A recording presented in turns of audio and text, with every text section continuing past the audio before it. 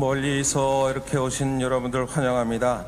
이 답동 성당은 저희 인천교구 주교자 성당입니다. 함께 시국미사를 하면서 특별히 2024년 1월 8일 함께 시국미사를 봉헌합니다. 오늘은 교회에서는 주님 세례 주길입니다. 우리는 주님의 성탄을 준비하였던 대림 시기를 거쳐서 성탄 시기를 보내고 오늘 성탄 시기의 마지막 날인 주님 세례 주기를 보내고 있습니다. 주님께서는 세상에 공적으로 드러나기 위한 첫 시작을 요르단 강에서 요한에게 물로 세례를 받으십니다. 하느님께서 공적으로 사람이 되시어 사람들에게 당신을 세상에 드러내신 날입니다. 우리가 단지 주님께서 세례를 받으셨다는 것을 기념하는 것이 아니라 주님의 세례가 바로 나에게 오신 주님, 즉 나의 세례와 연결되어 있음을 되새기는 것입니다. 우리는 세례 받을 때 사제가 질문을 합니다. 첫 질문은 여러분은 하느님의 교회에서 무엇을 청합니까? 라고 물으면 세례 받으신 분들 뭐라고 대답해요? 불자들이 많으신가 봐요. 네. 신앙을 청합니다 라고 대답합니다. 그리고 신앙은 여러분에게 무엇을 줍니까? 물으면 뭐라고 대답해요? 개종해서 천주교로 오신 분이 좀 있네요. 영원한 생명을 줍니다 라고 답합니다. 그럼 사제는 또 묻습니다. 영원한 생명이란 참 하느님을 알고 그분이 보내신 예수 그리스도를 아는 것입니다. 여러분은 형제들과 함께 사귀며 기도에 참여하고 착실한 신자가 되기 위하여 이 모든 것을 행하는 것이 아닙니까? 라고 묻습니다. 그러면 또 여러분은 대답합니다. 뭐라고 대답하겠어요? 예, 그렇습니다 라고 대답합니다. 사실 기억은 잘 안 나지요. 그렇지만 바로 여기 중요한 것은 착실한 신자가 되기 위하여 이 모든 것을 행하는 것 아닙니까? 라는 질문에 예, 그렇습니다 라고 말합니다. 착실한 신자가 되기 위한 것은 바로 착실한 신자란 말은 착한 신자라는 말입니다. 그런데 착한 신자란 말 속에 거부, 저항, 투쟁, 그리고 부정을 하면 착하지 않은 신부, 착하지 않은 신자라는 생각이 교회 공동체 안에서 마찰로 다가오게 됩니다. 그래서 어느 신자는 제게 신부님께서는 왜 정치적인 걸 많이 얘기하시는지 중형을 지켰으면 좋겠습니다라고 얘기합니다. 중형, 참으로 좋은 말입니다. 마치도 어떤 것을 결정할 때 가운데 있으라는 뜻이라 하면서 특히 정치적 관계에서 침묵을 지키라고 말합니다. 그렇지만 중용의 중자는 가운데 중자가 아니라 기울어짐이 없는 정확함을 뜻합니다. 또 용자는 떳떳하라는 의미를 갖고 있습니다. 그래서 우리가 중용의 삶을 살라는 말은 선택의 가운데 있으라는 말이 아니라 정확하고 떳떳한 삶을 살라는 말입니다. 그리스 철학자 아리스토텔레스는 중용이란 비겁도 만용도 아닌 용기라고 말합니다.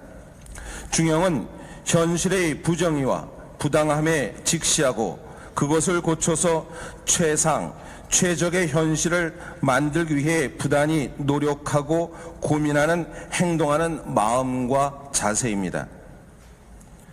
세상을 정확히 바라보고 떳떳한 삶인 진정한 중용의 태도를 갖고 2024년 용해를 우리는 맞이합니다. 프란치스코 교황님은 성녀 마르타 집에서 참된 민주주의 가치에 대해서 이렇게 말하였습니다. 정권을 가진 이들은 자신이 정부를 통치하니 우리는 아무 상관도 없다고 누구나 말할 수는 없습니다. 나는 그들의 통치에 책임이 있으며 그들이 더 잘 통치할 수 있도록 최선을 다해야 합니다. 능력껏 정치에 참여함으로써 최선을 다해야 합니다. 교회의 사회교리에 따르면 정치란 가장 높은 형태의 자선입니다. 정치는 공동선에 봉사하기 때문입니다.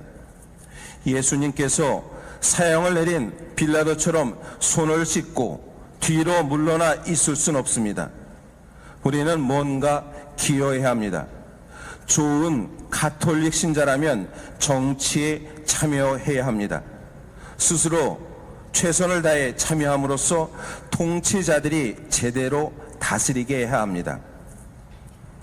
우리는 좋은 가톨릭 신자가 되기 위해 후쿠시마 핵폐기 해양 투기 방조에 국민의 생명 안정권을 침해하는 정권, 해병대원의 사망 사건을 은폐하기 위해 수사단장에 대한 외압을 행사하는 권력자, 서울 양평 고속도로 조작으로 인한 김건희 일가의 국정농단, 일본 강제징용 친일 해법 강행으로 대법원 판결을 부정하는 정권, 끊임없이 전쟁 위기를 조장하여 평화 통일의 의무를 위반하는 정권을 심판해야 합니다.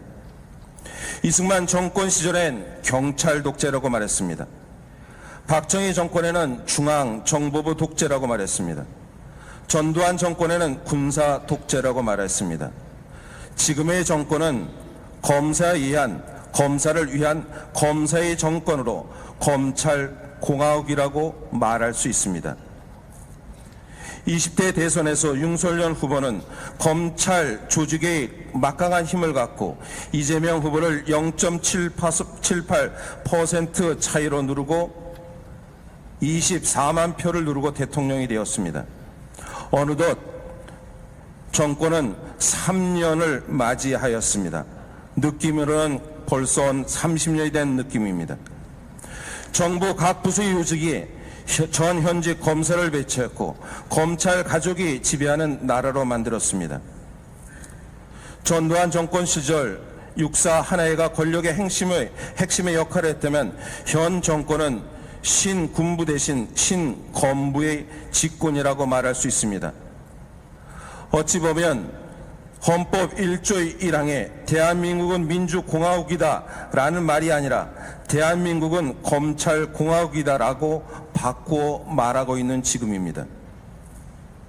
또 한편 대한민국의 주권은 국민에게 있는 것이 아니라 검찰에게 있고 모든 권력은 국민이 아니라 검찰에서 나온다는 말로도 어색하지 않습니다.